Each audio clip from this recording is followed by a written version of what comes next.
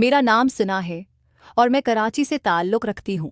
ये उन दिनों की बात है जब मैं कॉलेज में पढ़ती थी और मेरी उम्र तकरीबन 18 साल थी। मेरे मामू लाहौर में रहते थे।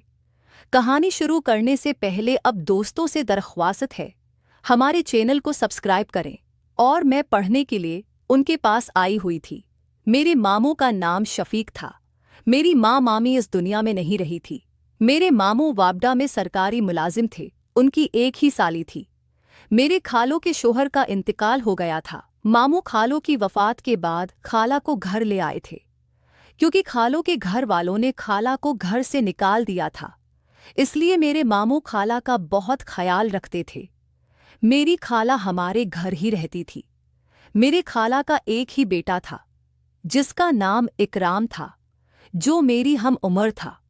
मेरी और मेरे खाला के बेटे की बहुत ज़्यादा बनती थी। खाला भी मुझसे बहुत प्यार करती थी और जब भी मेरे घर आती थी मेरे लिए बहुत सारे तहफ़े लेकर आती थी। मेरे खाला के बेटे का नाम इकराम था और इकराम भी मेरी तरफ ज़्यादा अट्रैक्टिव हो रहा था। इकराम एक खूबसूरत और हसीन लड़का था, लेकिन इकराम की ज़्यादा उम्र नहीं थी। वो बातें बड़ों वाली करता था और उसकी हर बात से ऐसे लगता था कि वो मुझे इस्तेमाल करना चाहता हो, वो मेरे साथ सुकून हासिल करना चाहता हो। उसकी अक्सर बातें मुझे समझ नहीं आती थी, लेकिन मैं बहुत ज़्यादा परेशान थी कि वो आखिर क्या करना चाहता है। मैं उसे कम उम्र समझती थी, लेकिन वो कुछ और सोच रहा था। वो मेरे बारे में तरह तरह की बातें सोच रहा था, लेकिन मैं ऐसा कुछ नहीं करना चाहती थी। अब तो खाला और उसका बेटा दोनों उस घर के मेंबर बन गए थे। जैसे जैसे दिन गुजरते जा रहे थे, इकराम मेरे साथ बहुत ज़्यादा अटैच हो गया था। अब वो हर वक्त मेरे कमरे में रहने लगा था और हम दोनों मिलकर खेलते और सबक याद करते थे।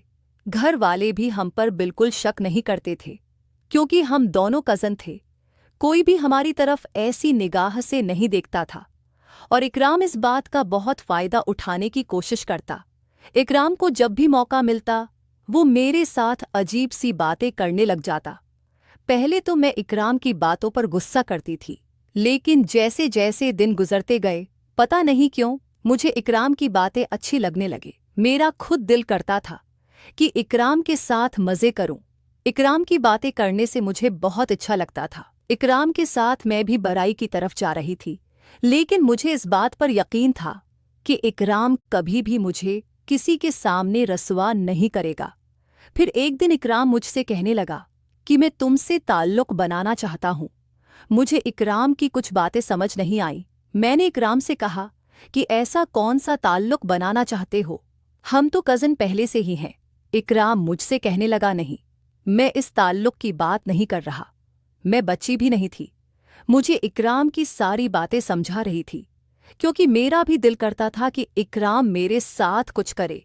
इकराम मुझसे 1 साल छोटा था, लेकिन उसकी बातें बड़ों वाली थी। ऐसा लगता था कि इकराम पहले से ही उस काम में एक्सपर्ट हो। मैं पहले से भी बहुत ज़्यादा खूबसूरत लग रही थी। इकराम भी मेरे हसन पर फ़दा हो रहा था। वो हर वक्त मुझे हासिल करने की ज़िद करता। जब भी मुझे देखता तो देखता ही रह जाता। उसकी हालत से ऐसे लगता जैसे वो मेरे साथ खेलना चाहता हो। वो मेरी तरफ अजीब नज़र से देखता था। इकराम की नीयत कुछ ठीक नहीं थी और मुझे इस बात का डर था कि अगर खाला और मामू को पता चल गया तो मेरा क्या हाल होगा। वैसे भी इकराम 1 साल छोटा है।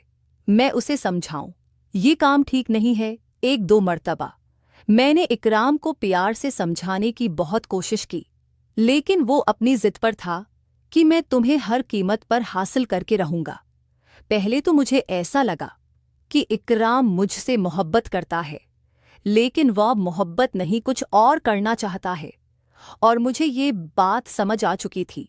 मोहब्बत करने वाले ऐसे नहीं होते। इकराम कहने लगा, इतनी सी उम्र में तुम मोटी लग रही हो। इकराम की बात मुझे समझ आ गई थी कि वो क्या कहना चाहता है।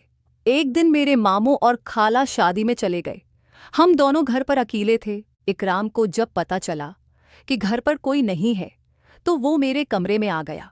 इस वक्त मैं बेड पर बैठकर टीवी देख रही थी। इकराम कमरे में आया और मुझसे कहने लगा कि आओ आज मिलकर कुछ देखते हैं। वो अपना मोबाइल भी साथ लेकर आया। मैंने इकराम की बात मान ली और हम दोनों फिल्म देखने लगे। उसकी नज़र मोबाइल पर नहीं बल्कि मुझ पर थी। वो मुझे देखकर हंस रहा था। अचानक इकराम ने मोबाइल बंद कर दिया और मुझसे कहने लगा कि तुम मेरा साथ दोगी। मैंने इकराम से पूछा कि तुम किस साथ की बात कर रहे हो? तुम ये बात किसी को न बताना। मैंने इकराम से कहा, पहले मुझे बात बताओ, बस तुम वादा करो कि किसी को नहीं बताओगी। इस रोज़ मैंने कहा कि मैं किसी को नहीं बताऊंगी। मैंने हामी भर ली कि ठीक है, मैं ये बात किसी को नहीं बताऊंगी। इकराम ने मेरा हाथ पकड़ा और कहने लगा, मैं तुम्हारी चलिया देखना चाहता हूं। मैंने इकराम से कहा कि मेरे पास कोई चलिया नहीं है। तो वो मुझे देखकर हंसने लगा। किया, तुम अपनी चलिया मुझे दे सकती हो। मैं समझ गई थी